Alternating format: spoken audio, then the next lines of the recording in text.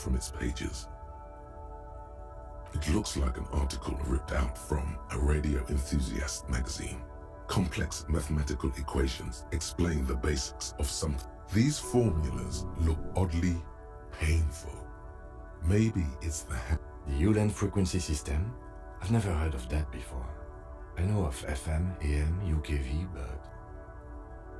The pull-out toolbox slides back into its nest. The rest is as it was. Looks like the frequency dial is absent. It requires a key to work, but the key has been removed, likely by the missing lady driver. Strange. There are so many radio stations saved here. Must be over 100 at least. It has to be an advanced model to fit so many frequencies next to each other without blending them together. For contacting an entire fleet of lorrymen, for example. This is all shortwave, UW and UKV. Looks like we are dealing with an impressive organizational tool. The nerve center of a huge operation, with quite a range too. A 20-kilometer radius at least, perhaps extended by an attachable antenna that's not here right now. Doesn't look like it. It's completely inoperable without the dial key. No, that's on 78.9. What? I happen to have committed the frequency to memory. I have no problem admitting that. The smell of 1,000 cigarettes, some dead actresses, and a toolbox sits under the driver's seat. You wedge yourself under the steering wheel to get a better look. Seems like the few tools lying around here, a hammer, a pair of pliers, a rusty wrench, have been casually thrown there by the disorganized driver. But one odd detail does catch your eye. A piece of sandpaper has been glued to the throttle. Sandpaper adds extra grip. Sandpaper? A novel technique? Yes? Do the honors, he thinks. Connect it yourself.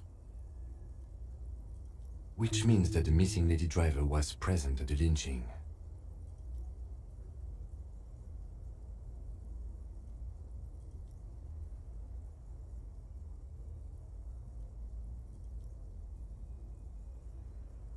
Now we know for certain who's the missing 8th person at the lynching.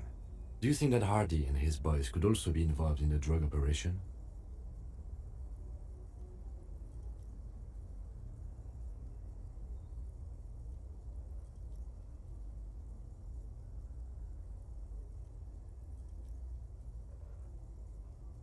Understood. We should still go and see what Titus has got to say on the matter. Are we finished with the lorry? The movie stars are still smiling from the walls. The radiator, he closed the rustic... Great. I think we got everything. A word, detective? Before we return to Joyce? Right, we're finished here. Let's quickly debrief and go over what we found, so we don't do it in front of the company rep. Honestly, I'm quite worried by what we've seen so far. The evidence seems to point to a rather extensive and well-organized operation. I'm especially intrigued by the radio transmitter, particularly the sheer number of stations it can connect. Looks like this alleged drug trade casts a wide net. I'm not sure what the Uland frequencies are all about, but they may hold some significance. Perhaps it's a better way to connect between fleets while avoiding frequency bleed, or maybe it's used to tap into RCA networks. Listening in on your calls, between you and your station, a worrying prospect. And last but not least, it looks like the Hardy boys knew this driver, as we know that she was present at the lynching. This may be the Union connection we've been searching for. The probe and the case converged, he thinks. This was quite the find. We should return to the murder case, see what Joyce tells us about the lynching. When we are done for the day, I call my station and suggest our narcotics department look into it. There are more than enough grounds to start an official investigation, sometime later when we are done here. We do not want to get caught in that. The fact that one hasn't started already gives me pause. An investigation, I mean. Especially the Maverick grouping is involved, and I can't imagine there aren't. It's certainly worrisome. All the same, I don't like the idea of internal affairs descending on another. That won't help anyone either. Like Joyce told us, yes, logistically. But don't expect to bust this open during our stay here. At best, this is an angle we can use against them to other ends as extra ammunition. Meaning, someone as slippery as Ephra won't be caught by a couple of cops and some stuff they found in some cabin. Debrief over, after you.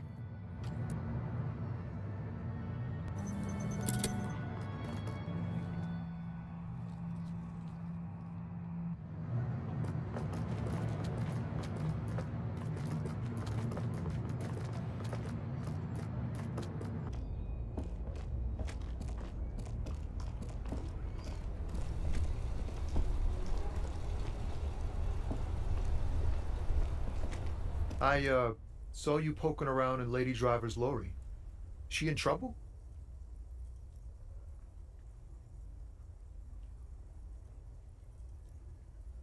It's that bad. Man, what should I do? What should I do to help her?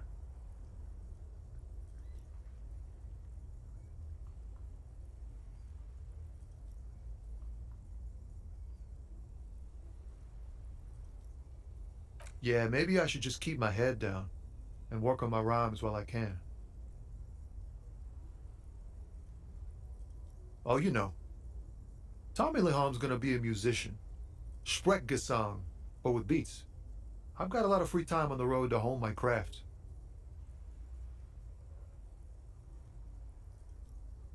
Tommy Lam was taken. My real name's Jerry Lafitte. Tommy's way better. It's more him.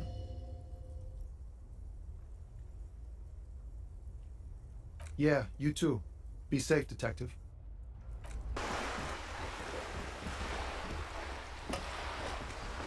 You're back. Good. What can I help you with? Yes, my eyes on the harbour have sent word to that effect. What have you discovered? It doesn't really matter, and I do apologise for surveillance. While in any case, it's a relief to know someone has looked into it. If I may ask, will there be an official investigation? I assume you discovered there is an operation. She's trying to conceal her excitement, but the slight glimmer in her green eyes tells you otherwise. The lieutenant is about to interject. Cut it. If there is an investigation, it will be part of an ongoing operation, subject to confidentiality. I'm sure you understand. Of course, detective. In any case, you've held up your end of our arrangement. I trust you with the rest. Now it's my turn. I wouldn't normally break protocol like this, but the situation demands it. If you don't solve this murder, I'm afraid we may have a bloodbath on our hands. The words bloodbath sound cold in her mouth. They taste of iron and strawberries. I have an indirect role to play, I'm sad to say. My employer experienced a momentary lapse of faith in me. In that moment, they elected to deploy a private military contractor as an insurance measure. They called it my security detail. They were dispatched after I relayed the union's initial offer. Every worker, a member of the board. I tried to convince my employer it was simply a piece of rhetoric or a joke. They did not appreciate the humour. Absolutely not. These mercenaries are muscle, pure and simple. They're meant to intimidate the union into surrendering. Who are they, Glenn? Canal, an Oranese military company. As far as I know, 3 arrived in Martinez. They report to me sporadically, but they do not answer to me. To be frank, our relationship is deteriorating. They wear ceramic armour, have semi-automatic weapons and years of combat experience. They also have trauma and stress disorder, and no idea how to conduct themselves in an urban civilian environment. So, what happened? The story is, one of them, the colonel, I don't know his real name, sexually assaulted a local woman while he was drunk and separated from his unit. This allowed some of the more militant union members to subdue him. He was taken out behind the whirling in rags and lynched last Sunday night. Nothing. Mr. Clare refuses to let me into the harbour. I have not been able to discuss this matter with anyone there. The remaining 2 Cornell contractors carry out their orders, for now. It's a smokescreen. In secret, they are conducting an independent military tribunal into the lynching. Once this investigation is concluded, executions will follow. What is the nature of this so-called investigation? Whether to execute one, some, or all of the union militants. It will be all of them. The decision is already made. Surely you're joking. These people are killers. My only hope is that yours provides a single, concrete suspect before they indiscriminately pick theirs. Simply put, if you don't pin this on someone good and do it fast, they will identify and execute everyone present at the lynching. This in turn will force the union to respond. They would have to project strength and power. The Debada have over 2,000 men. It should be 1,000 to 1. Have you ever seen a hornet invade a beehive, Lieutenant? It's not pretty. These men work in tandem using semi and fully automatic firearms. Their armour is virtually impenetrable to muzzle-loaded weapons, even yours. Most union workers don't have guns at all. The muzzle loaders need to be reloaded after every 1 or 2 shots. The automatics every 1 or 2 minutes. As I said, a bloodbath.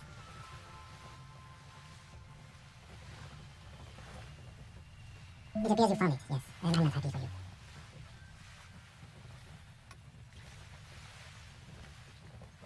It doesn't have to be like this, Lieutenant W. Frater Dubois. One single, concrete suspect delivered into civil court, and I may be able to defuse this situation.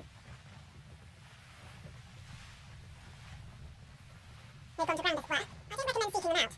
For one, they're almost certainly armed to the teeth. They don't have the same respect for the Revachol Citizens Militia as I do. To put it bluntly, they think you're vigilantes. Ghetto savages. It will not be a fruitful meeting. Vigilantes? You're a professional officer of the only legitimate authority in Revachol. You're likely to run into them eventually. When that happens, I'll be in a best position to mediate if I don't appear involved.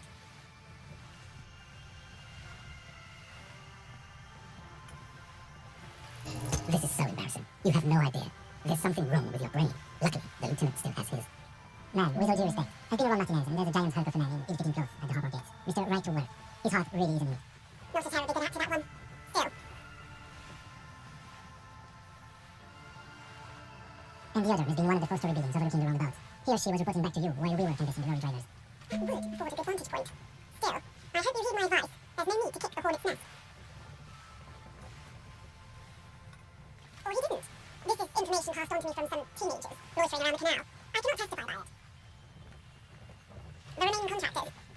do know. It's what they believe. That the man was killed because he assaulted a local woman. I've asked around a bit. This seems to be the accepted story around Martinez. The lieutenant consults his notebook, his eyebrows knitted in concentration. Oh, we haven't heard any reports about an assault in connection with the lynching. Where did it take place? And when? Last Sunday night, at the Whirling in Rags, the hostel by the gates. Supposedly, the colonel was drunk, maybe on narcotics too. Either way, he's alleged to have sexually assaulted a woman. Sometime later, a group of dock workers got their hands on him. That's a good question, officer. I don't have the slightest idea. As I said, it's a rumour about a rumour. In any case, it's what the colonel's remaining... not much. Their public resume is relatively good, as far as private military contractors go. I believe they were once called Downwell. They based a long list of clients. Sombetis, Benchman Lorenz, Ironback, a warning sign, however. The operations concerned all take place in third or fourth world countries. Guarding facilities, escort missions and such. Meaning they're used to operating in war zones. Yes. All the good conflict corridors, Suplamundi, Yeesut, the Seminese Islands, countries that don't have a good record reporting atrocious military conduct on their soil. Sadly, no. Before this happened, I had little interest in them. Now that I do, I don't have the resources. If you still have access to the ICP database, you could run a better background check than I ever could. It may take some time, though. Do you know a lot about the inner workings of the RCM and the ICP now? In my line of work, it pays to do your research. I was prepared to deal with the RCM. I did not think I'd be dealing with a group like Crenell. I have, and they will. However, these orders take time to reach what is basically a rogue unit out in the field here. Until they do, it's all on us. Yes, I'm afraid this strike may descend into a small-scale civil war, with possible consequences for all of British Old West. Since you're sharing them, this is also the RCM's worst-case scenario. Then we're on the same page, as grim as it may be. If you mean did I see him alive? Yes. But I did not know him. You don't know how you know. It's not written on her face, nor in her voice, but she had sympathy for this man. Liked is a bit strong. He handled all the talking. His departure left a major gap in the group's communication skills. Lurley, his service name, non began most likely. He wouldn't divulge his full name. Only one of them did. A bad sign if there ever was one. One is a man, Corty, they call him, a nickname as well. The other a woman, Phyllis DePaul. Corty is the gunner, I believe. DePaul is a radio operator. What would you say was his eye colour, the deceased? She closes her eyes, trying to picture the man's face, then shakes her head. I can't remember. That's alright then. Anything else? Nationality? What would you say was his age? He was 40 or 50. It's hard to say which. He had a combat injury on his lower jaw. It made it difficult to estimate his age, or gauge his facial expressions. Indeed, these matches the dental reconstruction we saw in the body. What else? Nationality? Accent? He was, Occidental, I think. Light brown hair, a mixed accent, Olamese, or Messinian maybe.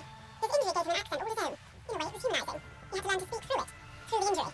That's all I know, I guess. I only met him once. Until the execution starts. Truthfully, I don't know. It depends on their progress identifying the members of the lynch mob, and their impatience. They don't report their progress to you? Not on this matter. I'm afraid they consider this a personal initiative. It's a matter of days, not weeks. I am sorry to have been the bearer of bad news. If there is anything else I can help you with, please ask.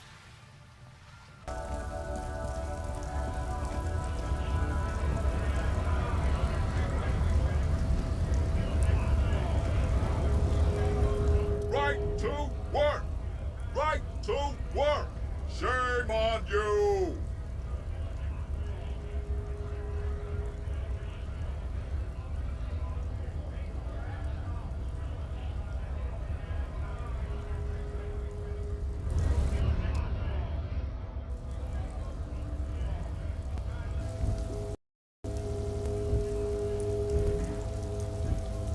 Right to work! Right to work! Don't think so.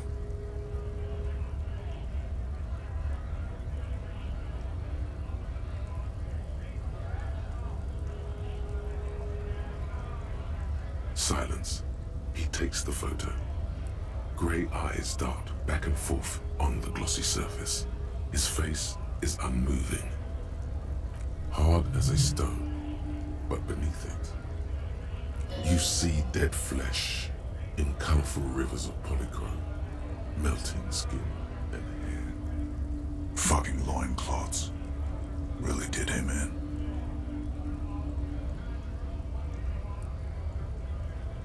Yeah. He's clenching his teeth.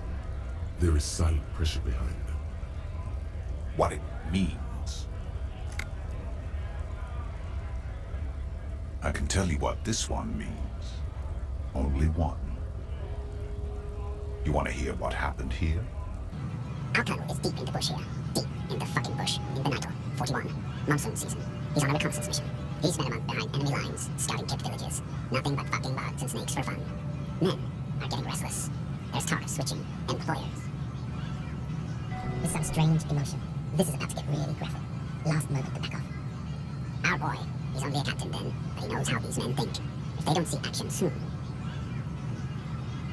At dawn, he comes upon two kids, breeding in the bushes by the river. Or maybe they weren't breeding. Maybe they were just making eyes at each other. I like to think they were breeding. We shot the boy. He was useless, but the girl, She was nigh. A little fat, you know, but not too old. She was quite the entertainment for the week she lasted. Expired in the hands of Sarge Mason, the kind of guy who'd make Chief there shit his pants and cry like a bitch. God, Mason couldn't let go. Got the tits off her cold body and fucking ate them. That primitive spirits were watching over him now. Drowned in a creek a week later. Spirits my ass. Something stirs in your stomach.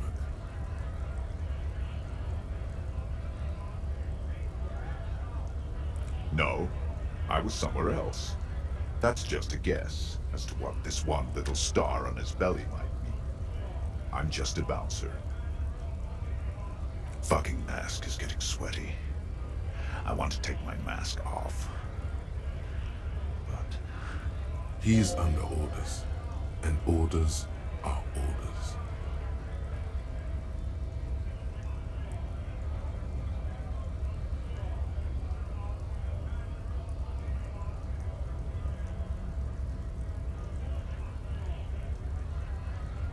go ahead. All right now. Free commerce! Keep the goods flowing! On the photo in your hands, the dead man's skin is studded with stars. Tens, hundreds of them, littering his dead skin. Free flow of commerce! Don't talk to him any longer. Just leave, please. The man's breathing steadies, but his eyes are still narrow. Slowly, he's trying to get his... Looks like the circus left town, but the clowns are still here.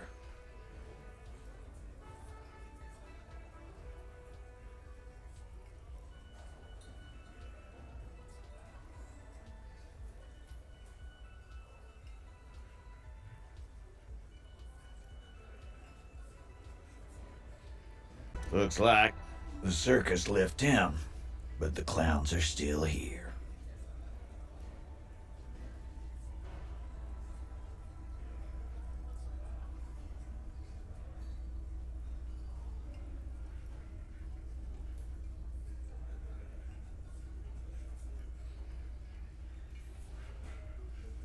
You still on about that bullet?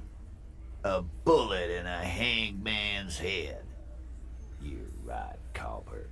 That is mighty curious. Indeed, mighty. How did it get there? Well, there are so many bullets in the world, and so many heads. I guess it's only logical.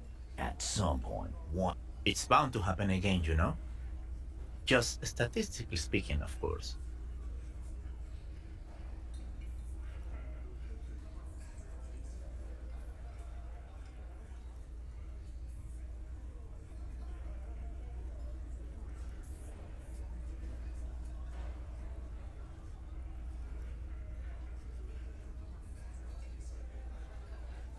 Never been worried in my... It's not like you blew it wide open, but there's a little crack in there somewhere.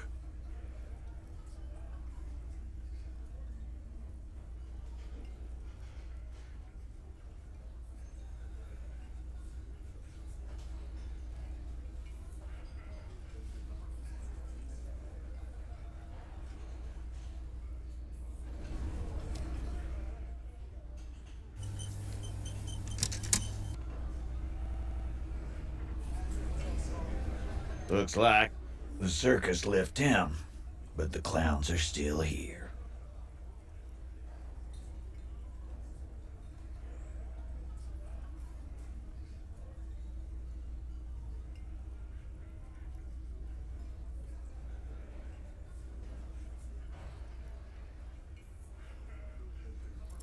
As you look around this room full of sweaty men, swearing, drinking, spitting out tobacco, does this look familiar?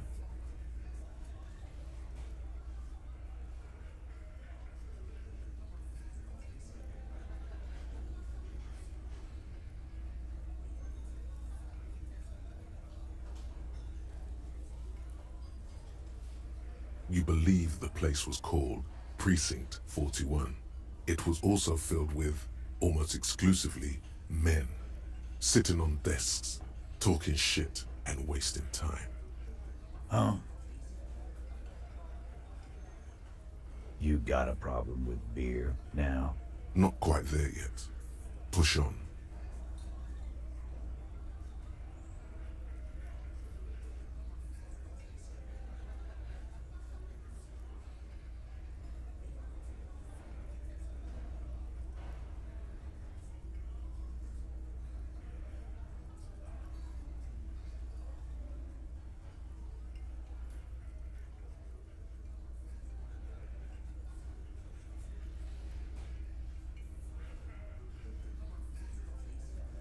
Speak for yourself, buddy. I've been running this outfit for 10 years now. You should have seen Martinez before it started. It was like jam rock now. They didn't see shit, man. Kids getting shot. We had 3 shootings a week. Fucking graffito everywhere. You cops haven't shown up since the 30s. Congratulations on the graffito removal. All I see is you sitting around talking about Monica's titties while there's a rape victim. So what? What do you want from me? We took care of that fuck. Don't let him drink that. One more push, quick.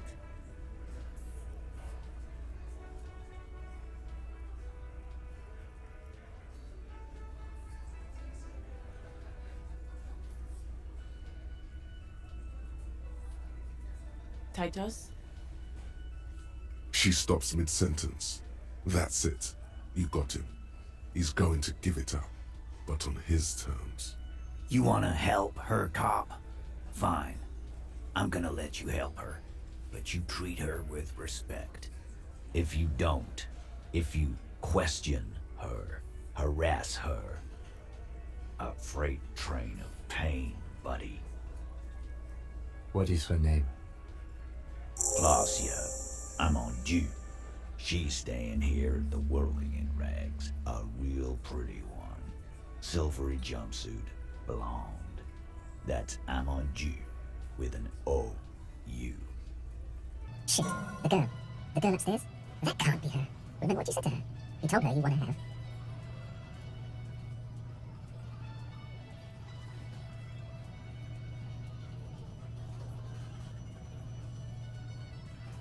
Yeah, blonde, tall, 2 rooms over from yours.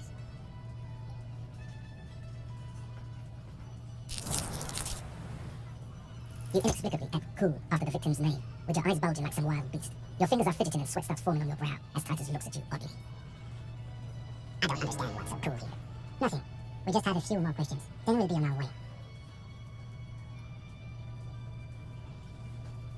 We did it before we killed him. He's not gonna do it again. So what does it matter?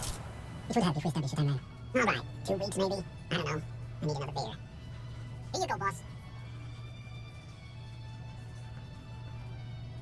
I know her. How well do you know her? A small twitch in the corner of Kim's mouth. He has a hunch about what knowing means. Well enough, Copper. We party. She's been here for a few months.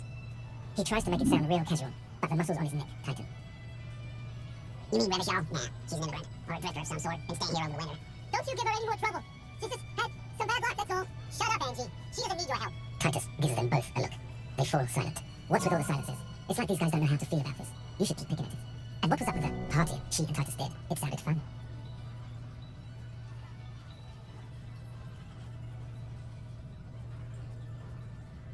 Remember what I said. Freight train of pain.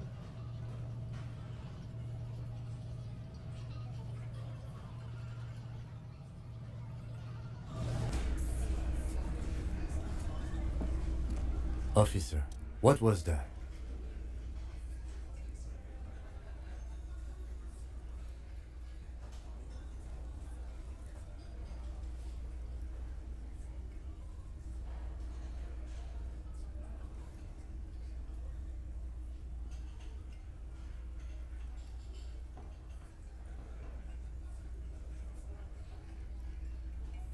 Yes. The victim? Is there something I should know before we talk to her? Understood. You were not in good shape on Monday. Okay, that's manageable. Understood.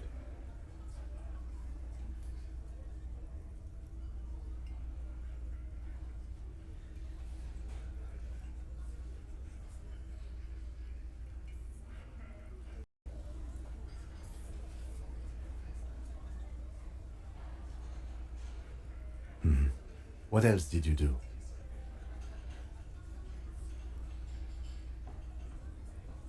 We'll be all right, Lieutenant. This is nothing. You feel fortified by his assurance. It's going to be all right.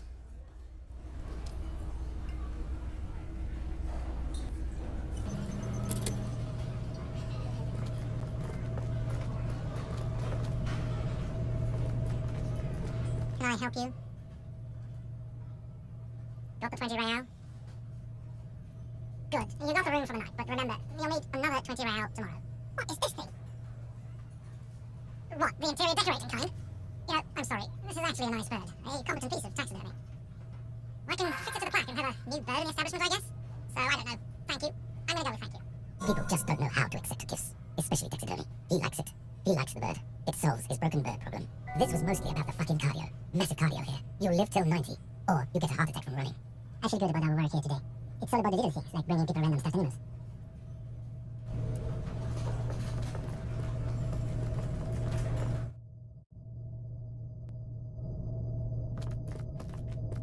The door is closed. Who is it? This is the police. Can we come in? Come on up. The door is open. I'm driving. Sounds like it's coming from upstairs somewhere. You could snoop around before going up.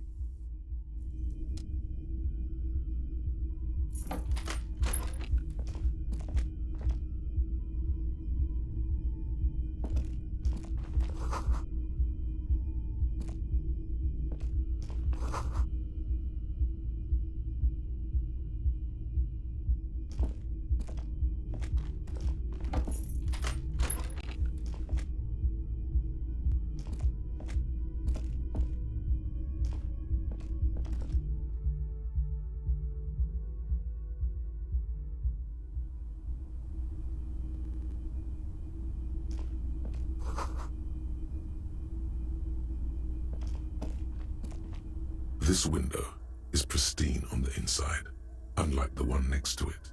Light from the desk lamp reflects off the glass in an untarnished golden halo. Smooth as ice.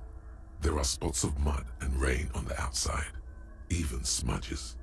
But, following your lead, the lieutenant leans in closer to inspect the surface. Looks like it, yes.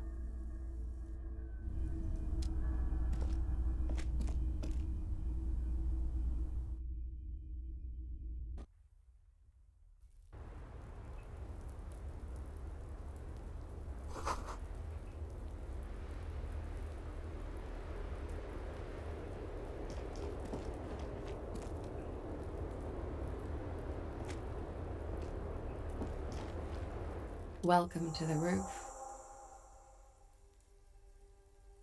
Her hair is still slick from the shower. Below her silvery jumpsuit, an athletic young body, built long and lean. I'm sorry for the mess down there. The cleaning lady hasn't come by in days. I'm beginning to wonder if she ever will.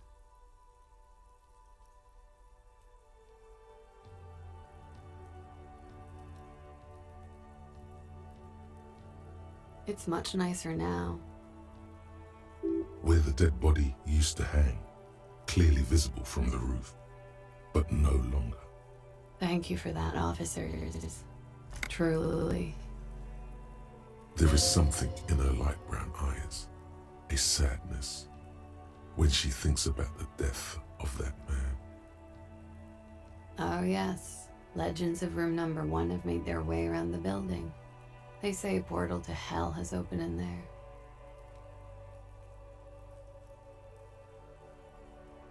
They also say that's why the cleaning lady quit.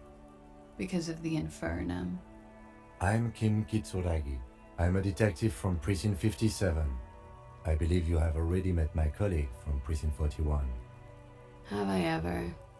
This man has an unforgettable way with words.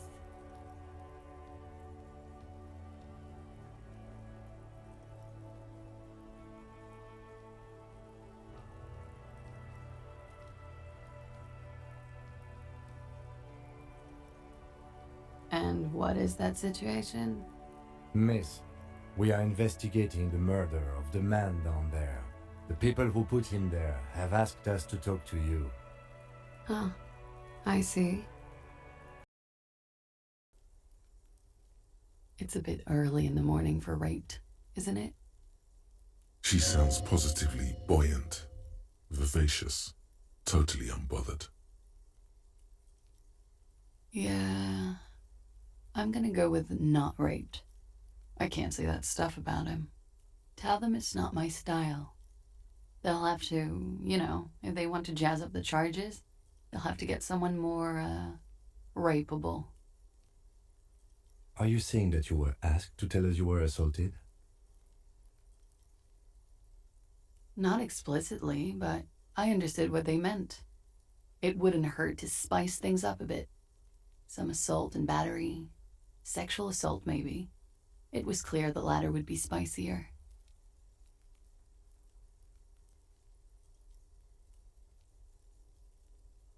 We partied.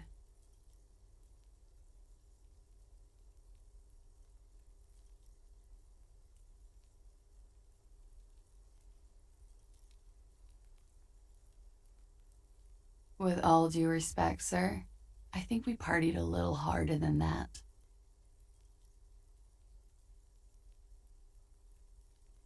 Oh, it is. You're still alive. What did you do when you partied? We drank, sir. A lot. For weeks, basically. We had that effect on each other. We made each other drink harder. That's why I liked him. What else? Stimulants. Speed also has that effect, making you drink harder. And then drinking harder makes you do more speed. It's quite the combination. We also had sex. Whoa, after so much drinking and drugs, how did they manage it?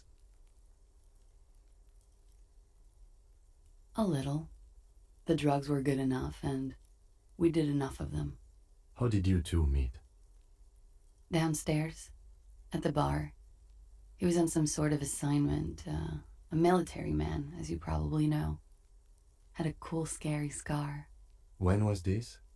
A month ago? Something like that.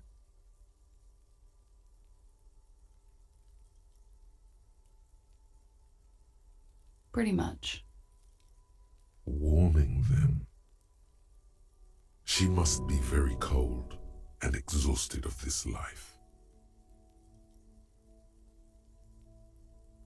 Oh, yes. I've had a great view. From the roof, out of the bathroom window, in my dreams. A bitter cringe. It hurts. You look to the lieutenant. He takes a small step closer. You called us, the RCM. Yes. Jackpot. I made it. And I would appreciate it if you didn't tell everyone. In Martinez, they call it snitching. Reporting crimes is confidential in Revachol, miss. I didn't exactly disguise it. I just muffled the mic and nicked the landline a little. With nail clippers. And I diverted some radio fuzz into it. Into the cold wire. So, she's God's mystery foam cutter. Did I? Fuck. I didn't mean to. I had no idea what I was doing. Jigsaw falling into place. This is satisfying. Good catch. I appreciate the symmetry. Still, that's pretty clever tampering. Simple and clever. Crossing the lines like that. Thanks. I don't know, sir. It was stupid. I was drunk too. I was probably afraid the union was listening in. Thank you for making the call, miss.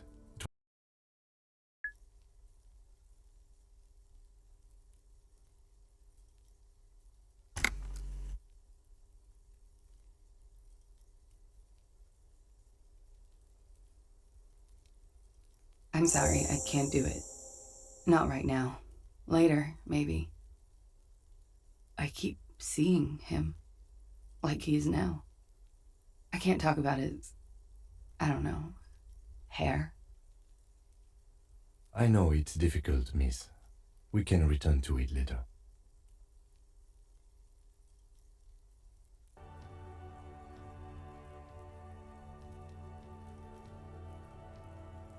He had something to do with the strike.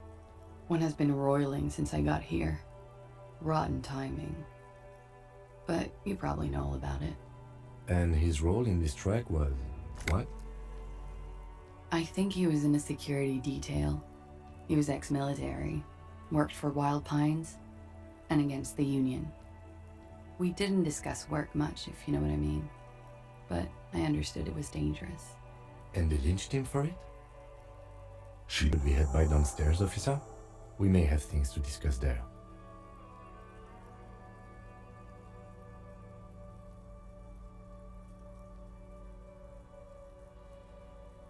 She nods.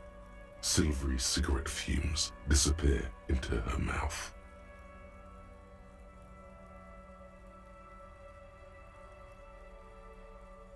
Why not? I'll be here until 11 p.m. drinking coffee most.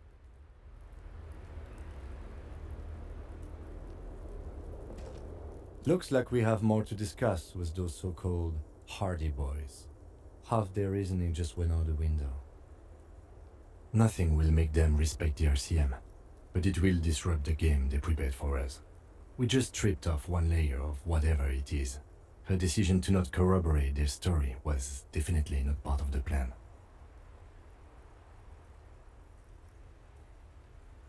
What else could she have done? Lie? She saw there was no way to lie and get away with it. If not you, then me. It was a smart move from her.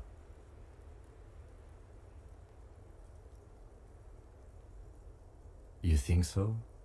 Being candid is the best way to lie. The appearance of candor with some facts thrown in draws attention away from whatever one chooses to omit. She may be trying to control the pace of the investigation. Anyway, we should move. I suspect our inquiries will bring us back here soon enough.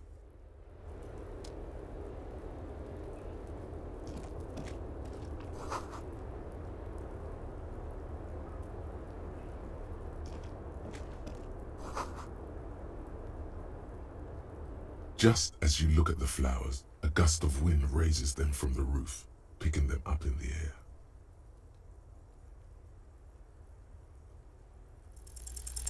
You catch a single white flower between your fingers. The rest fly off into the wind. It's a Maybell. The young woman looks at the Maybell in your hand, just a glance, then takes a drag of her cigarette. The lieutenant gives you an acknowledging little nod.